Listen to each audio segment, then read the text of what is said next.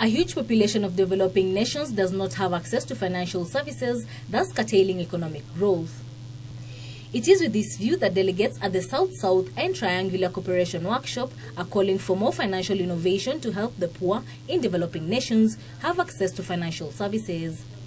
The delegates called for creation of more financial models as well as best practices that will be all-inclusive. The main tools we have in hand now is the promotion of public-private partnerships. So people involved in that kind of mechanisms, they can get the best of two worlds: the public funding projects and private public funded projects. So Argentina is working very hard in that kind of solution. They called for frequent sharing of technologies and innovations among developing nations to help in adapting the best practices. Argentine Fund of International Cooperation, that is the main tool Argentina has to share these experiences with other countries, is totally available for the region, and so the contacts made here, they surely will have a result in that sense. For example, in the case of Mexico, we work. The main objective of our projects, of our innovations, are focused on Central America and the Caribbean. This region needs a lot of help.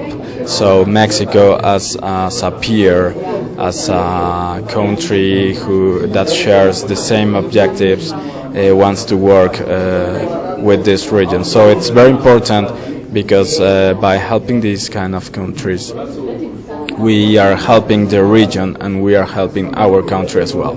Digital divide in developing nations was also identified as a key challenge in developing financial innovations and models, as many people in developing countries could not access ICT services.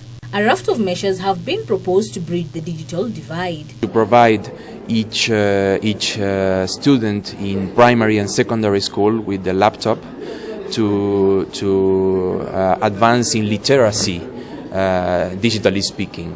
I think this was one of the main advances in the last years, and that enabled a generation of people very fond to use these kind of solutions. What we do in Mexico is to map these kind of problems through the country.